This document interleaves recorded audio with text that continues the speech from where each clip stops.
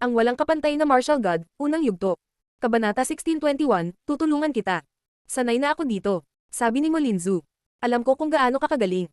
Hindi ka matutulungan ng mga bantay ko. Sabi ni Mo Qingying. Sa totoo lang, tama si Mo Linzu, walang makakatulong sa kanya. Hindi niya talaga kailangan ng mga bantay, ngunit naghahanda na siya para sa paligsahan, kaya kailangan niya ng isang taong magbibigay sa kanya ng mga bagong ideya. Terena, hindi mo lang mapipili si Mo Xiao. 30 na siya ngayong taon at tutulungan niya ako sa tournament. Maaari kang pumili ng iba pa. Nakangiting sabi ni Mo Qingying. Halos magkasing edad sina Mo Linzu at Mo Qingying. Gayunpaman, si Mo Linzu ay mas matalino at mas maganda pa. Hinangaan niya si Mo Linzu. Naiintindihan ko, sabi ni Mo Linzu na tumatango. Dahil gusto ni Mo Qingying si Mo Xiao para sa kanyang sarili, hindi siya pipiliin ni Mo Linzu. Nakinig si Mo Xiao sa kanila at pagkatapos ay pinanood silang umalis. Maganda si Mo Qingying, ngunit mas maganda si Mo Linzu. Dalawang magagandang babae na magkasama, magkatabi, anong eksena? Dumating sila sa labas ng patio at tinawag ang mga bantay. Tumiti si Mo Qingying kay Mo Linzu at sinabi, Linzu, ito ang lahat ng aking mga bantay. Mo Linzu. Tumingin si Linfang kay Mo Linzu, naisip kaagad na maganda siya. Siya ay may perpektong mga suso, ngunit siya ay mukhang dalisay at inosente. Ni hindi man lang naglakas loob na tingnan siya ng mga guard. Tumingin si Mo Linzu kay Linfang, iniisip na siya ay mukhang gwapo at hindi marak. Parang marami na siyang pinagdaanan. Iyon ang dahilan kung bakit agad niya itong pinapansin. Ang iba ay hindi nang ahas na tumingin sa kanya, ngunit si Linfang ay tumingin. Hindi lang ito tumingin sa kanya, nagpatuloy pa rin ito sa pagtingin sa kanya ng mahinahon, na parabang hindi siya natakot. Kamukha niya si Mo yun. Isip ni Linfang. Ano ang magiging reaksyon ni Mo Linzu kung alam niya ang iniisip nito? Linzu, sino ang gusto mo? Tanong ni Mo Qingying. Mukhang kinakabahan ang karamihan. Si Mo Linzu ay walang kahit isang bantay, kaya ang pinili niya ay malamang na mananatili sa kanya sa lahat ng oras. Ang pag-iisip pa lang ay nasa sabik na silang lahat. Inaasahan ni Linfang na siya ang magiging bantay niya, iyon na ang hinihintay niyang pagkakataon. Miss Linzu, gusto kong maging bantay mo, sabi ni Linfang. Kailangan niyang kumilos ng matapang ngayon, kung hindi, baka piliin niya ang isa sa iba. Tumingin si Mo Qingying kay Linfang, mukhang galit na galit siya habang sinabi. Sinabi ni Mo Xiao na gusto niyang umalis ka sa clan ilang minuto lang ang nakalipas. Sumali ka lang sa clan para sa akin at ngayon gusto mong sundan si Linzu. Nanaginip ka siguro. Hindi ka magiging kay Linzu guard, hindi kailangan ng muklan ng ganoong basura. Alam ni Linfang kung ano ang ibig niyang sabihin, dapat ay naging bantay siya ni Mo Qingying, ngunit hindi niya sinubukan dahil hindi siya interesado. Nang makita ni Mo Xiao na nakatingin sa kanya si Linfang, lumingon siya. Gusto niyang paalisin si Linfang ng mag-isa para maiwasan ang anumang gulo. Linfang, hindi ka isang masamang deployment spellcaster ngunit hindi ka gumagawa ng anumang pagsisikap. Sinabi ko kay Miss Qingying na dapat kang umalis, kaya mangyaring gawin. Sabi ni Mo Xiao kay Linfang. Tiningnan siya ni Linfang sa malamig na paraan, nagsisimula na siyang magalit. Pagkatapos ay tumingin muli siya kay Mo Linzu at sinabing, Miss Linzu, gusto kong maging bantay mo. Gaano kalakas ang loob? Sabi ni Mo Qingying. Noon ay nakiusap ka sa akin na sumali sa gobyerno ng Muklan, at binigyan kita ng pagkakataon. Ngayon ay sinusubukan mo lang na lokohin si Linzu sa parehong paraan. Qingying, kailangan ko lang ng katulong, hindi isang tutulong sa akin sa mga deployment spell. Dahil gusto mo siyang umalis, tama na, kaya ko siyang isama nang hindi ka naaabala. Sabi ni Mo Linzu. Miss Linzu. Sabi ni Mo Qingying. Siya ay isang masamang tao, maaaring siya ay isang malazwa. Noon, nakiusap siya sa akin na sumali sa gobyerno. Wala siyang magagawa sa akin. Sabi ni Mo Linzu. Sige. Sabi ni Mo Qingying na tumatango. Hindi niya ito ipinilit, sinulyapan lang niya si Linfang sa malamig na paraan at sinabi. Mas mabuting kumilos ka, alis na ako. Sabi ni Mo Linzu, tumango kay Mo Qingying. Pagkatapos ay tumingin siya kay Linfang at sinabi. Terena, nagsimulang maglakad si Linfang, ngunit nang dumaan siya sa tabi ni Mo Qingying, huminto siya ng ilang segundo at bumulong. Hindi ako sumali sa Muklan para sa iyo. Pagkatapos, sinundan niya si Mo Linzu. Inulit ni Mo Qingying. Hindi ka sumali para sa akin. Nakikita ko, gusto mong sumuntok ng higit sa timbang mo. Hindi siya pinansin ni Linfang. Ang kanyang layunin ay si Mo Linzu at sa wakas ay nakarating na siya doon ngayon. Dinala ni Mo Linzu si Linfang sa kanyang sariling looban. Ang bawat marangal na disipulo mula sa Muklan ay may sariling patio. Agad na pumunta sina Linfang at Mo Linzu sa kanyang laboratorio kung saan gumawa siya ng mga armas. Ang silid ay napakalaki, isang napakalaking kaldero ang pinaka-namumukod-tangi, kahit na iba ang itsura nito sa mga cauldrons na ginamit ng mga alchemist. Ang isang iyon ay mas katulad ng isang hurno na maaari itong magsara. Mayroong ilang mga kagamitan sa oven na iyon. Isang martilyo, mga sipit ng apoy ay kabilang sa mga pamilyar kay Linfang. Bakit gusto mong maging bantay ko? Tanong ni Mo Linzu kay Linfang. Nadaman niya na si Linfang ay hindi isang taong madaling intindihin. Hindi bababasa, hindi niya naisip na mukha siyang basura gaya ng sinabi ni Mo Qingying. Hindi ko ginustong maging bantay mo, gusto kitang tulungan. Mahinahong sabi ni Lin Feng. Mukhang nagulat si Mo Linzu. Kahit na sa tingin niya ay hindi mukhang basura si Lin Feng, hindi niya akalain na sasabihin nito ang ganoong bagay. Ang mga taong mas mahusay kaysa sa kanya sa paggawa ng mga armas ay mabibilang sa isang kamay lamang, at ang mga taong iyon ay naghahanda ng paligsahan, kaya hindi nila siya natulungan. Paano mo ako matutulungan? Tanong ni Mo Linzu, curious siya. Naiintindihan ko ang mga deployment spell. Mahinahong sabi ni Lin Feng. Mukhang hindi nasisiyahan si Mo Linzu at sinabing, katulad mo ako, ipinagmamalaki ko, ngunit hindi ko sinabi na naiintindihan ko ang mga spell ng deployment. Siguro magkaiba tayo ng paraan ng pag-uusap, pero kahit papaano ay makakatulong sa iyo ang deployment spells na naiintindihan ko. Sabi ni Lin Feng. Mukhang excited ngayon si Mo Linzu. She just said. Sige, dahil sa ganoong paraan, bibigyan kita ng isang pagkakataon upang patunayan ito. Lumabas ka at kumuha ng mga materyales para sa akin, gamitin ang singsing na ito upang bumili ng ilang mga bagay. Pagbalik mo, magsisimula na tayong gumawa ng mga armas. Ang walang kapantay na martial god, unang yugto. Kabanata 1622, Paggawa ng Imperial Weapons. Pumunta si Lin Feng sa bayan, at nang siya ay bumalik, si Mo Linzu ay nasa mismong lugar kung saan niya siya iniwan. Ang pinagkaiba lang ngayon ay napakainit ng loob. Sa loob ng oven, may apoy na may 5 kulay, at kinokontrol ni Mo Linzu ang apoy na iyon. Pinagmasdan siya ni Lin Feng, pinag-aaralan kung paano niya ginalaw ang kanyang mga daliri sa apoy. Si Mo Linzu ay nagtataglay ng malahayop na apoy, ito ay ligaw at mabangis habang patuloy itong umiinit. Nakuha mo ba ang lahat? Tanong ni Mo Linzu kay Linzu nang hindi lumingon. Nasa akin na ang lahat. Sabi ni Lin Feng, ibinato ang singsing kay Mo Linzu. Hindi niya kaharap si Lin Feng, ngunit nang malapit na sa kanyang likuran ang singsing, nakuha pa rin niya itong saluhin mula sa likuran. Sa isang iglap, lumabas ang lahat ng item sa labas ng ring. Tingnan mo ang deployment spell na iyon, at kapag dumating ang tamang oras, ukit ang mga marka. Sana hindi ako masyadong ma-disappoint, kung hindi, hindi ka na magkakaroon ng second chance. Mahinahong sabi ni Mo Linzu. Nakakapagod para sa kanya na ihanda ang mga gamit.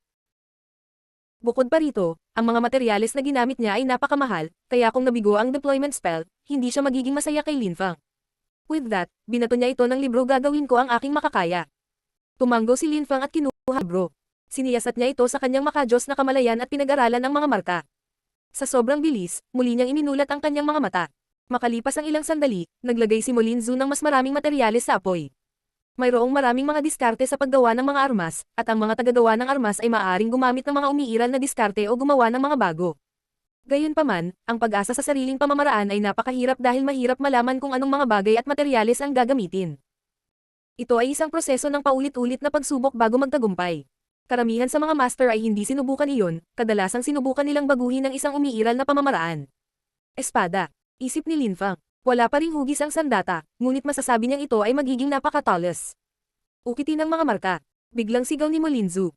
Agad na lumipat si Lin Feng sa kaldero, at kahit na napakainit, nagpractice si Lin Feng ng paglilinang ng apoy, kaya hindi ito nakaapekto sa kanya. Slash. Nagpakawala si Lin Feng ng Earth Abstruse Energy sa mga ukit na marka, na napakalinaw. Halos magmukha silang buhay. Earth Abstruse Strength, kaya kung baguhin ang hugis ng sandata base sa energy na ginamit sa pagukit ng formations. Gamit ang Earth Energy, makakagawa tayo ng mabigat na espada. Naisip ni Mo Linzu. Hindi na makapaghintay si Mo Linzu na makita kung anong uri ng sandata ang magagawa nila. Patuloy na nanginginig si Lin Feng, sa bawat pagkakataon, ang mga marka ay nakaukit sa sandata. Unti-unti, bumibigat ang mabibigat na enerhiya sa hangin sa kanilang paligid. Sinimulan nitong tingnan ni Mo Linzu sa kakaibang paraan. Binago niya ang deployment spell na ibinigay ko sa kanya at ginagamit niya ang sarili niyang marka. Naisip ni Mo Linzu. Iniisip niya kung naisipan ni Lin Feng na baguhin ito kapag binasa niya ang libro o kung binago niya ito kaagad. Ang pagbabago sa deployment spell ay maaaring magkaroon ng mga kapansin-pansing kahihinatnan. Bagamat ito ay mas komplikado, kung talagang binago ito ni Lin Feng sa mismong lugar, kung gayon maaari talaga siyang magkaroon ng pagkakataon na tulungan siya. Parami ng parami ang mga marka na lumitaw, ngayon ay mga mapanirang enerhiya kung saan sumalakay sa espasyo sa kanilang paligid. Mukhang nag-iisip si Mo Linzu, iniisip niya kung anong uri ng armas ang angkop para sa deployment spell na iyon. Noong una ay gusto ni Mo Linzu na gumawa ng walang katulad na banal na sandata sa pag-aakalang mas madali para kay Lin Feng, ngunit ngayon ay nagbabago na ang kanyang mga plano.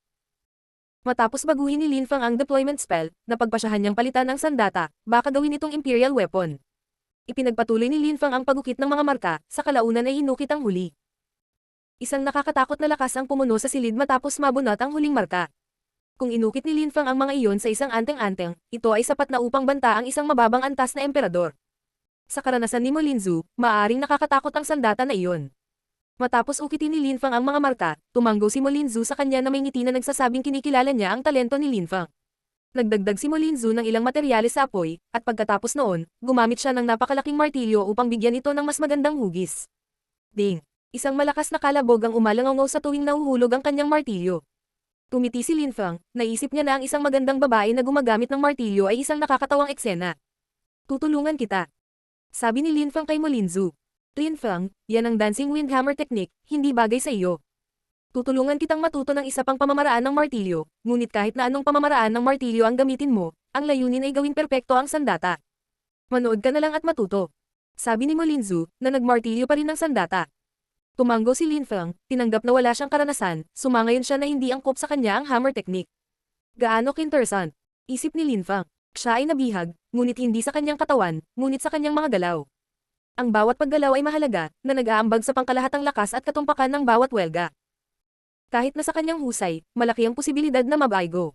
Ang isang karaniwang level 1 professor ay may 70% pagkakataong mabaygo habang gumagawa ng mga imperial na armas. Kapag gumagawa siya ng mga armas, kinokontrol niya ang tindi ng apoy habang dahan-dahan niyang tinutukoy ang hugis ng armas. Isip ni Lin Fang. Ngayon ay mas naunawaan kung bakit kinakailangan ng isang makapangyarihang kaluluwa at apoy. Matapos martilyo ang sandata ng tila 1,000,000 beses, umihip ang malakas na hangin sa buong silid. Hindi ito nakaapekto kay Lin Fang, nakatutok pa rin siya sa mga nangyayari. Gusto niyang makasigurado na perpekto ang sandata. Malapit nang matapos ang sandata. Sabi ni Mo Linzu kay Lin Fang. Lalong uminit ang apoy sa puntong ito. Tiningnan ni Lin Fang ang kanyang mukha, napansin na pareho silang pawis. Ito ay mas komplikado kaysa sa paggawa ng mga table task, ngunit ang mga armas ay nagsisilbi ng ibang layunin sa mga labanan dahil makakatulong ang mga ito sa mga cultivator na makabawi sa kanilang mga kakulangan. Isip ni Lin Fang. Lumipas ang oras at nagsimulang manginig ang espada, maging ang silid sa paligid nila ay nagsimulang manginig.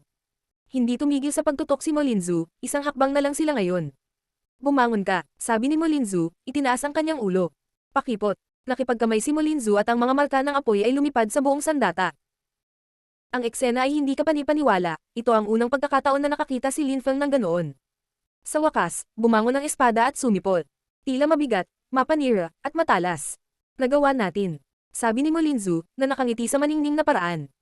Tumingin siya kay Lin Fang at sinabing, ginawa namin ito ay isang antas ng imperial na sandata. Dapat mong linisin ang iyong sarili. Sabi ni Lin Fang, sumulyap sa kanyang damit. Wala siyang masyadong suot at dahil basang-basa siya sa pawis, kahit sino ay makakakita sa kanyang damit. Si Lin Fang ay nakaon. Mukhang nahihiya si Mo Linzu. Kadalasan kasi, palagi siyang mag-isa kapag gumagawa ng mga armas kaya ito ang unang beses na may kasama siyang lalaki kapag ganito ang hitsura niya. Pupunta ako at magpapalit ng damit. Sabi ni Mo Linzu, nagmamadaling umalis na parang nakalimutan niya ang tungkol sa imperial na sandata. Gumawa si Linzu ng isa pang imperial na sandata. Sabi ng isang matandang lalaki sa sandaling iyon, mukhang nagulat siya. Kahit na si Mo Linzu ay isang level 1 professor, ang paggawa ng imperial weapon ay hindi pa rin madali para sa kanya. Sa sandaling iyon, nasa himpapawid si Mo Qingying nang makita niya ang imperial na sandat. Naisip niya sa kanyang sarili, nagtataka ako kung kailan ako makakagawa ng mga imperial na armas. Si Linzu ay napakatalino, umaasa lamang siya sa kanyang sarili at nakakagawa pa rin ng ganoong kalakas na armas. Ang walang kapantay na martial god, unang yugto. Kabanata 1623, paggawa sa koponan. Nagpalit ng damit si Mo Linzu at bumalik. Malinis at maganda na siya ngayon. Tumiti siya kay Lin Fang at sinabing, tara na at tingnan natin. Pagkatapos, bumangon silang dalawa sa hangin at tumingin sa espada. Halika, sabi ni Mo Linzu sa espada. Sa isang iglap, lumipad ito papunta sa kanyang kamay, sumisipol habang umaalis. Bits, bits, bits. Ang espada ay patuloy na nanginginig, pagkatapos ay umalis ito sa kamay ni Mo Linzu at lumipat kay Lin Fang. Tumingon ito sa kanya at sumipol pa. Mukhang nagulat si Lin Fang, napansin na ang espada ay nagtataglay ng kaluluwa. Sina Linzu at Lin Fang ay nakagawa nito ng magkasama, kaya madali nilang baguhin ito kung gusto nila. Linzu, naging mas mahusay ka pa sa paggawa ng mga armas. Sabi ng isang medyo may edad na lalaki na naglalakad papunta kay Mo Linzu habang nakangiti. Tiyuhin. Sabi ni Mo Linzu, tumanggo sa nasa katanghaliang gulang na lalaki. Wala siyang masyadong sinabi. Kung patuloy kang mag-improve tulad nito, malapit ka nang makagawa ng level 2 imperial weapons. Ngunit sa ngayon, hindi ka pa rin mas malakas kaysa kay Yan Feng, lalo na kung ikukumpara mo ang iyong mga apoy. At saka, meron din siyang tutulong sa kanya sa mga deployment spells. Kaya niyang gumawa ng level 3 imperial weapons, kaya kung kaya mo, sana ay sasali ka sa tournament sa isang team na kasama niya. Magiging perfect match kayo, sabi ng medyo may edad na lalaki. Gayunpaman, sumimangot si Mo Linzu at sinabi, miyembro ako ng Muklan. Bakit ako sasali kay Yanfeng? Siya ay isang mabuting bata para sa iyo, Linzu. Gusto mo sumali ako sa Yan Clan at tungan siya. Gusto mo lang siyang maging amo ko. Sabi ni Mo Linzu sa malamig na paraan. Bakit hindi mo paalisin ang anak mo sa clan? Malamig na umungo lang nasa katanghali ang lalaki at sinabi. Kapag natapos ang paligsahan, kung matalo ka, kailangan mong pakasalan siya kahit anong mangyari. Pagkaalis ko, ang iyong anak na babae ay makakakuha ng pinakamahusay na edukasyon. Tama ba ako? Sabi ni Mo Linzu. Tama na yan. Sabi ng isang matandang lalaki. Tiningnan niya sila ng mariin, pagkatapos ay sinabi niya kay Mo Linzu. Linzu, alam mo ang tungkol sa Sword Mountain at ang Yan Clan, gumagawa sila ng mga armas para lamang sa Sword Mountain, kaya madali nilang maapi ang ating angkan. Gusto ka ni Yanfeng, kaya napakabigat ng aming mga balikat na pakasalan ka. Alam ko, lolo, ngunit alam mo kung gaano kasama ang lalaking iyon. Sagot ni Mo Linzu. Pero kung hindi ko bibigyan ng mukha ang Yan Clan, mas aapihin nila tayo, dahil may palusot sila. Siyempre, sinusubukan ka ng clan na tulungan ka, kaya naman natukoy namin ng ilang panuntunan. Kung mananalo ka, magagawa mo ang lahat ng gusto mo, at gagawa ang clan ng matinding pagsusumikap para palakasin ka pa. Ilang buwan na lang ang natitira bago ang torneo, kaya kailangan naming subukan at maghanap ng taong makakatulong sa iyo sa mga deployment spell. Naiintindihan ko, salamat sa pagpapakita ng iyong pagpayag na tumulong. Sagot ni Mo Linzu na nakayuko. Ngunit hindi mo kailangang humanap ng deployment spellcaster para tulungan ako, magaling ako sa aking sarili. Napakatigas ng ulo mo, sabi ng matanda na nakangiti ng pilit. Dahil iyon ang gusto mo, hindi ko ipipilit. Naisip ng matanda na si Mo Linzu ay matatalo sa pagkakataong ito, ang henyo mula sa Yan Clan ay napakahusay. Kahit na mag-isa, nakakagawa siya ng magagandang sandata. Nabalitaan na isa na siyang level 2 professor. Hindi binanggit ni Mo Linzu si Linfeng dahil hindi niya alam kung matutulungan siya ni Linfeng na manalo laban kay Yanfeng. Kailangan pa niyang makita kung gaano talaga kagaling si Linfeng. Linzu, kung magsisikap ka, mananalo ka. Nakangiting sabi ni Mo Qingying. Salamat. Sabi ni Mo Linzu na tumatango. Sumulyap si Mo Qingying kay Linfeng at nagtanong. Linzu, nasaktan ka ba niya? Huwag kang mag-alala. Sabi ni Mo Linzu na umiling. Kinuha niya ang espada at ibinigay kay Linfeng. Pagkatapos ay ngumiti siya at sinabi. Kunin mo ang espada. Hindi na kailangan, hindi ito kapakipakinabang para sa akin. Sabi ni Linfeng, umiling-iling. Mayroong maraming uri ng mga banal na sandata at imperial na sandata. Si Linfeng ay mayroon ng walang laman na robe sa kalawakan at ang cetro. Ang mga armas na iyon ay napakahirap gawin at mas mahirap palitan. Ang isang ordinaryong imperial na sandata na tulad nito ay hindi mas mahusay kaysa sa mga anteng-anteng ni Linfeng. Sige. Hihilingin kong may maglinis ng laboratorio, para makapagpahinga ka na. Sabi ni Mo Linzu, nakangiti kay Linfeng. Maaari kang maglakad-lakad, huwag ka lang pumunta sa mga patio ng ibang tao. Pagkatapos ay bumangon si Mo Linzu sa hangin at umalis. Walang magawa si Linfeng, kaya naglakad lang siya ng paikutikot sa courtyard ni Mo Linzu. Master Mui, gagawin ko ang lahat para tulungan si Linzu na talunin si Yanfeng. Sana ito ang gusto mong gawin ko, sabi ni Linfeng, nakatingin sa langit. Maya-maya ay bumalik si Mo Linzu at lumapit kay Linfeng, bamulong. Hindi ko akalain na magiging napakahusay mo sa deployment spells. Bakit gusto mong maging isang ordinaryong gwardya sa Muklan? Tumingin si Linfeng sa kanya, nahuhumaling sa kanyang kagandahan. Tumiti siya at sinabing, kung sasabihin ko bang pumunta ako rito dahil sa iyo, maniniwala ka ba sa akin? Mukhang nagulat si Mo Linzu, ngunit ngumiti at sinabing, tama si Mo Qingying, bad boy ka. Hindi mahalaga, sa tingin niya ay sumali ako sa Muklan para sa kanya, ngunit sa totoo lang, wala siyang halaga sa akin. Sabi ni Linfeng. Pagkatapos ay nagtanong siya. Nga pala, gaano kalayo ang Sword Mountain mula sa Goldfire City? Hindi naman ganoon kalayo. Ito ay nasa isang bulubundukin na malayo sa lungsod. Ang Yan Clan ay gumagawa ng mga espada para lamang sa kanilang mga cultivator. Nakikita ko, tumanggo si Linfeng. May kilala akong mga tao sa Sword Mountain. Ang isa sa kanila ay babae, at kapareho niya ang pangalan mo, ngunit hindi mo ang pangalan ng kanyang pamilya, ito ay Lin. Ang kanyang pangalan ay Linzu. Anong coincidence? Nagulat si Mo Linzu at nagtanong. Paano mo siya nakilala? May isa pa akong kaibigan na cultivator sa Sword Mountain, at siya ay kapwa-disipulo ni Linzu. Nakita ko silang magkasama dati. Sabi ni Linfeng, na tinutukoy si Roexi. Siguro pwede mo naman silang ipakilala sa akin minsan. Sa pamamagitan ng paraan, narito ang isang pamamaraan ng pagmamartilyo. Mabuti na alam mo ang lakas ng Earth, maaari itong maging kapakipakinabang lalo na para sa iyo. Malaki ang maitutulong sa akin ng hammer technique na iyon. Dahil pumunta ka dito para sa akin, I guess you can ask me any questions you have. Sabi ni Mo Linzu, na iniabot ang isang libro kay Linfeng. Tapos ngumiti siya ng malumanay. Siyempre, nakangiting sabi ni Linfeng. Handa siyang tulungan siya. Nagpractice si Linfeng ng hammer technique sa loob ng 3 araw bago niya sinimulang tulungan si Mo Linzu na pinuhin muli ang kanyang mga armas. Pagkalipas ng 1 buwan, sa loob ng lab, napuno ng lakas ng deployment mark ang silid. Sa bawat oras na martilyo ni Linfang, umalangongaw ang malalakas na kalabog, mga apoy na tumatalon sa bawat direksyon. Sa wakas ay nasasanay na rin si Linfang. Nakontrol ni Mo Linzu ang apoy at ang mga materyales na nasunog. Sa buwang iyon, ang mga armas ni Linfang at Mo Linzu ay nagiging mas mahusay at mas mahusay. Hindi na nila kailangan pang makipag-usap sa isa't isa, perfectly coordinated ang kanilang teamwork. Pagtaas ng apoy. Sabi ni Mo Linzu. Lumipat ang apoy sa bawat direksyon, bumubulusok ang magma mula sa kaldero. Ipinagpatuloy ni Linfang ang pagmartilyo ng sandata sa isang bagay na patag at napakabigat. Sa wakas, nang matapos sila, isang maliwanag na espada ang lumitaw sa harap nila. Walang kapantay na banal na sandata, halos isang imperial na sandata. Ordinaryong materyales lang ang ginamit namin. Sabi ni Mo Linzu, masayang nakangiti. Pagkatapos ay tumingin siya kay Linfang. Nagtulungan silang mabuti, maaari pa silang gumawa ng walang katulad na banal na mga sandata ayon sa gusto nila, pati na rin ang mga imperial na armas kung gumamit sila ng mas mahusay na mga materyales. Salamat, Linfang. Sinabi ni Mo Linzu kay Linfang. Puno siya ng pawis, kaya iniunat niya ang kanyang kamay at pinunasan ang pawis nito gamit ang kanyang manggas. Si Linfang ay napahiya. Sinabi ko sa iyo, pumunta ako sa Muklan para sa iyo. Nakangiting sabi ni Linfang. Ipagpapatuloy kitang gamitin bilang alipin ko. Sabi ni Mo Linzu, nakangiting ng aasar. Araw-araw silang nagiging close, lagi silang nagbibiruan. Ayon sa gusto mo, sabi ni Linfang na nagkibit-balikat. Kumuha tayo ng mas magagandang materyales, kailangan nating gamitin ang buong lakas natin sa susunod. Nakangiting sabi ni Linzu. Gusto niyang makita kung makakagawa na sila ng level 2 Imperial weapons ngayon. Ang walang kapantay na martial god, unang yugto. Kabanata 1624, Yanfang. Tumiti si Linfang at tumango, pagkatapos ay pumunta sila sa bayan para bumili ng mga materyales. Miss Linzu. Si Mo Qingying ay nasa panloob na patio ni Mo Linzu at nakangiti. Ang kanyang courtyard ay nasa tabi ni Mo Linzu, kaya hindi nakakagulat na makita siya. Miss Linzu, ikaw ba mismo ang bibili ng mga materyales? Tanong ni Mo Qingying. Talaga, bibili ako ng ilang mga materyales, at hindi ako maaaring mag-aksaya ng oras. Matapat na sabi ni Mo Linzu, tumango. Sige, mamimili din ako. Sabay na tayo. Sabi ni Mo Qingying. Sige, bakit hindi? Sabi ni Mo Linzu.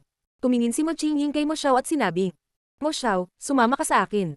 Roger, Qingying. Sabi ni Mo Xiao. Mukhang nagulat si Linfang. Tinatawag na ngayon ni Mo Xiao si Qingying sa kanyang pangalan, naging malapit din sila, tulad niya at ni Mo Linzu. Kahit na nagplano si Mo Xiao laban kay Linfang, tinulungan lang niya siya. Nag-walk out silang apat. Si Mo Qingying ay nakikipag-chat kay Mo Linzu habang sina Linfang at Mo Xiao ay naglalakad sa likuran nila. Kahit na hindi gusto ni Mo Qingying si Linfang, wala siyang sinabi. Binabati kita. Ibinulong ni Linfang ang Xiao. Sumimangot si Mo Xiao at tumingin kay Linfang sa malamig na paraan. Galit na galit siya, umaasa siyang hindi masyadong malapit sina Linfang at Mo Linzu. Linfang, napakaswerte mo. Nakakagulat, hinahayaan ka ni Miss Linzu na manatili sa kanya. Mas mabuting mag-enjoy ka, sabi ni Mo Xiao, ipinipilit ang mga huling salita. Gagawin ko ang aking makakaya. Nakangiting sabi ni Linfang. Ang apat sa kanila ay umalis sa mga gusali ng pamahalaan ng Muklan, at sa sandaling umalis sila, isang grupo ng mga tao ang lumitaw sa kalangitan sa itaas nila. Nakatingin sila kay Mo Linzu at sa iba pa. Yanfang. Nagulat si Mo Qingying. Tiningnan sila ni Mo Linzu sa malamig na paraan. Linzu, matagal nang hindi nagkita. Namiss kita ng sobra. Nakangiting sabi ni Yanfang. Wala kang kahihiyan. Sigaw ni Mo Linzu. Ang magiging asawa ko, bakit mo sinasabing walang hiya ako? Tanong ni Yanfang. Wala siyang pakialam, pakiramdam niya ay kontrolado niya ang sitwasyon. Sino ang magiging asawa mo? Sigaw ni Mo Linzu. 3 months pa tapos ikakasal na tayo. Tingnan natin kung maglakas loob kang magsabi ng kahit ano. Sabi ni Yanfang. Sinulyapan niya sina Linfang at Mo Xiao at sinabing, ang mga lalaki ay dapat lumayo sa aking babae, kung hindi, kailangan kitang turuan ng leksyon. Nababaliw ka, galit na sigaw ni Mo Linzu. Ngunit ngumiti si Yanfang at sinabi, Linzu, ang iyong mga tao ay aking mga tao. Pagkatapos ay umalis si Yanfang kasama ang kanyang mga kaibigan. Mukhang nabalisa si Mo Xiao, nakaramdam siya ng kahihiyan. Si Yanfang ay sobrang galing. Gaya ng inaasahan, ang isang tulad ni Mo Xiao ay hindi maaaring maging kaibigan ng isang tulad ni Mo Linzu. Layunin niya pa rin na pakasalan si Mo Qingying, kaya balewala ito. Napakamapagmataas at walang hiya. Bulong ni Linfang. Gayunpaman, hindi gaanong nakakagulat na siya ay mayabang. Siya ay mula sa isang angkan na mas malakas kaysa sa Muklan at siya ay isang disipulo ng Sword Mountain. Tumibok ang puso ni Mo Linzu, galit na galit siya. Ngunit mabilis niyang sinubukang kontrolin ang sarili. Magiging maayos ang lahat, sabi ni Linfang kay Mo Linzu. Tumiti sa kanya si Mo Linzu sa isang napakagandang paraan at sinabing, tama, magiging maayos din ang lahat. Pagkatapos, nagpatuloy sila sa paglalakad, gayunpaman, hindi mapakali ni Mo Linzu. Masaya siya kay Linfang, ngunit hindi pa rin sila sapat. Si Yanfeng ay isa ng level 2 professor, at marahil ay makakagawa siya ng level 3 Imperial weapons sa tournament. Sumulyap si Mo Qingying kay Linfeng at sinabi kay Linzu. Sister Linzu, huwag mong hayaang lokohin ka ng mga hindi gaanong mahalaga. Paano naging malapit si Linfeng kay Mo Linzu? Sumulyap si Mo Linzu kay Mo Qingying at umiling. Ngunit ngumiti si Linfeng sabi. Mas bagay sa iyo iyon kaysa sa akin, huwag mong hayaang lokohin ka ng mga hindi gaanong mahalaga. Mukhang galit na galit si Mo Xiao. Simula kailan naging determinado ang mga hamak. Sabi ni Mo Qingying sa malamig na paraan. Pagkatapos, naglakad siya papunta kay Mo Linzu at itinulak si Linfeng paatras. Kasabay nito, sinabi niya. Sister Linzu, alam kong mabait kang tao ngunit huwag mong hayaang lokohin ka niya, nakiusap siya sa akin na sumali sa muklan noon. Huwag kang mag-alala, malaki na ako at kaya kong gumawa ng sarili kong mga desisyon. Sabi ni Mo Linzu na nakangiti ng pilit. Gusto niyang ipagtanggol si Linfeng, ngunit mas mabuting itago ang kanyang nararamdaman. Umaasa siyang si Linfeng at siya ay mamangha sa lahat sa tournament. Pagkatapos ay pumunta silang apat sa Goldfire City Market. Naghanda si Mo Linzu ng maraming bagay upang ipagpalit. Mga buto ng kapalaran, walang katulad na banal na mga sandata ng imperya. Talagang umaasa siyang makakagawa sila ni Linfeng ng level 2 Imperial weapons kasama ang mga materyales na binili nila doon. Pagkatapos ng kalahating araw, nahanap na ni Mo Linzu ang lahat ng kailangan niya. Gusto niyang bumalik, ngunit sa sandaling iyon, 3 tao ang lumitaw sa harap nila. Ang isa sa kanila ay may isang sinaunang espada sa kanyang likod at siya ay naglalakad patungo sa kanya. Ito ay isang emperador ng espada. Ang 2 tao sa kanyang tagiliran ay mayroon ding mga espada na nakapatong sa kanilang mga likod. Mga tao mula sa Sword Mountain. Naisip ni Mo Linzu. Sabi niya, Guro, ako si Mo Linzu, hindi ko kailanman nasaktan ang Sword Mountain. Miss Linzu, hindi ka pa, pero ang 2 tao sa likod mo ay nasaktan si Yanfeng, kaya dapat silang mamatay. Sabi ng Sword Emperor. Natakot si Mo Xiao, hindi niya akalain na gagawin iyon ni Yanfeng sa kanila. Kahit masama ang loob niya, wala siyang magawa. Kung gusto siyang patayin ng Sword Mountain, magagawa nila. Guro, isa kang emperador mula sa Sword Mountain, paano mo mapapatay ang 2 batang lalaki? Mahinahon at walang pakialam na tanong ni Mo Linzu. Siyempre, hindi ako sisalakay, pumunta lang ako para masiguro ang kaligtasan mo. Papatayin ng mga kasosyo ko ang mga batang iyon. Sige, awayin mo sila. Mahinahong sabi ni Mo Linzu. Linzu, mukhang masama ang loob ni Mo Qingying. Si Mo Linzu ay walang pakialam kay Linfeng, ngunit si Mo Qingying ay nagmamalasakit kay Mo Xiao, paano niya ito hahayaang mamatay? Sister Linzu, gusto ko ang mga katulad mo. Bakit hindi pa rin kayo umaatake? Sabi ng emperador sa 2 niyang kasama. Pagkatapos, nagsanib silang 2 sa kanilang mga espada at lumipad pasulong. Mo Xiao, sabi ni Qingying. Biglang, napuno ng nakakatakot na abstruse energies ang espasyo sa kanilang paligid. Bumalik si Linfeng nang hindi kapani-paniwalang bilis. Nagulat si Qingying, nakatakas ang bastard na iyon. Dong, biglang tumalon si Linfeng at binalot siya ng napakalaking bato kasama si Mo Xiao at ang 2 umaatake. Ngayon, hindi sila nakikita ng lahat ng tao sa paligid nila. Ang kanyang mga mata ay biglang naging itim ng eye condense niya ang demon at death abstruse energies. Puff. Ang umaatake kay Linfeng ay nagsimulang manginig pagkatapos niyang makita ang mga mata ni Linfeng. Mamatay.